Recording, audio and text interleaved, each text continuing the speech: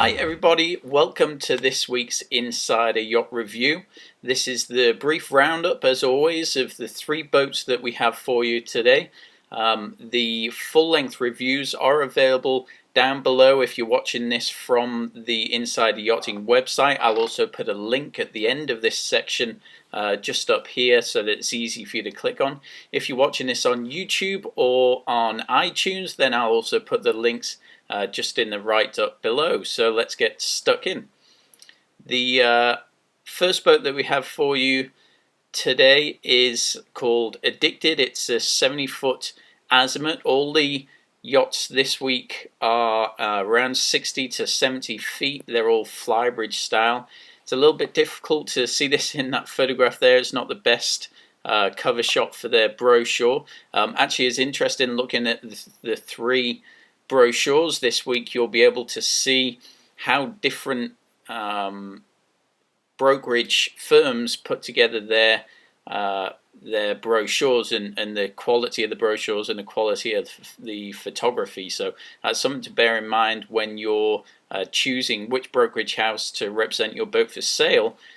There's a big difference in the quality of the brochures, so it's something to bear in mind, and you'll notice that going through these reviews. So back to Addicted. It's just over 70 feet. It's about 70 and 9 inches. They've rounded up to 71 here.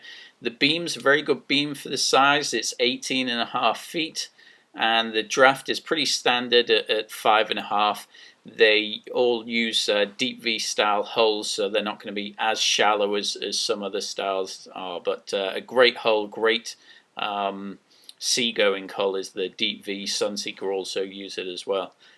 Cruising speed is 28 knots, maximum speed of 32. Fantastic for a boat with this volume. It's down here in Florida. It's actually in Miami at the moment.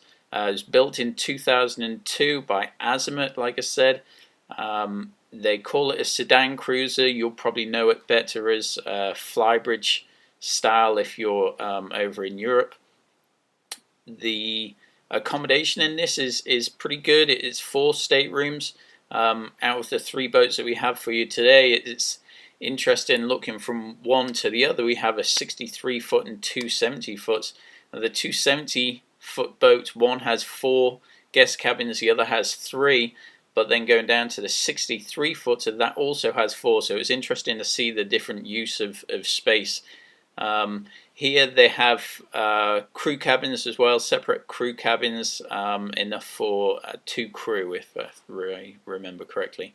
The engines on here are the MAN engines. They are quite popular with the Azimuth. They also use MTU engines. A lot of the boats in this range or this style will use MTU engines because they're so high powered and they're generally pretty compact as well. That's a popular choice for a lot of these manufacturers. Has its pluses and minuses because it's a compact engine. The MTU engine, it means it's sometimes a little hard to work on. It's nice to have those cats in there with the ACER rating, which is the higher powered rating. Cats are always pretty popular, very easy to work on and easy to get to all the different components on the engine. So this one's listed right now. The asking price is $2,969,000, and a great looking boat. We'll go into the photographs in detail for the full brochure review. So our next boat up for review is called Triple Treat. Now this is an Ocean Alexander. This is the other 70-foot yacht. Now Ocean Alexander have a different sort of approach to this style boat. They tend to cater a bit more towards liverboard owners. They're a bit more mature in their interior styling.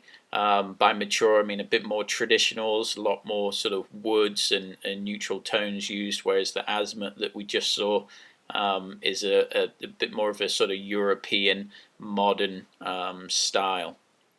So 70 feet long, the same beam as the Azimuth, 18.5 feet. Roughly the same draft as well, 5 foot 5 inches. It's again fiberglass. All of these boats that we're reviewing this week are all fiberglass, and also here in South Florida. So manufactured in 2011. This is a year younger than the Azimuth by Ocean Alexander. They call it a motor yacht. It's interesting seeing the different descriptions that the different manufacturers use. You'll see here this only has 3 guest cabins. Now, like I mentioned earlier, Ocean Alexander tend to cater a little bit more towards the more sort of mature boat owner. So it's nice having those 3 cabins, because that type of clientele generally spends a lot longer on their boat. So it means they have bigger cabins, a lot more space to sort of maneuver around, a bit more sort of luxurious feeling, and it's nice having those large cabins when you're spending so much time on board. And if you're a liveaboard owner, then even more so. This has the Caterpillar engines. I think they're the C18s that they have on board here. I'm not 100% sure of the speeds. It doesn't detail it here, but we'll see all that good stuff in the full reviews. This one's also listed, and the current price is $2,699,000. So on to the last of the 3 today. This is a Princess boat, or a Viking sport cruiser.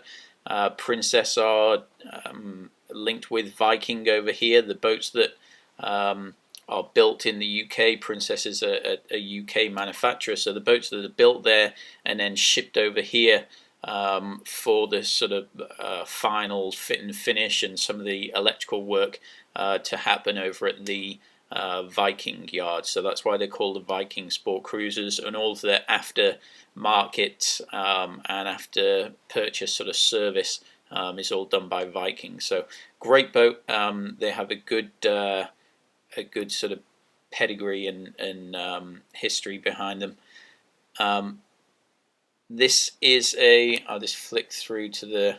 Okay, so this is the first page of the brochure. I'll just run through the specifications here, though. So it's 63 feet long. It is shorter than the other 2, but you're getting a quick sneak peek of the brochure here. As you can see, it actually feels pretty open and luxurious on the inside. It does have a lot narrower beam. It's 2 feet less than the other 2, but remember it's 7 feet less in length. So 16.5 feet is the beam, and a very shallow draft, just under 9 feet. Just under 5 feet at 4 foot 9 inches. This one's also built in 2010. There's the Viking Sport Cruisers. It is essentially Princess. Fiberglass hull, again, it's here in the US. It's actually in Boca, which is just north of us right now.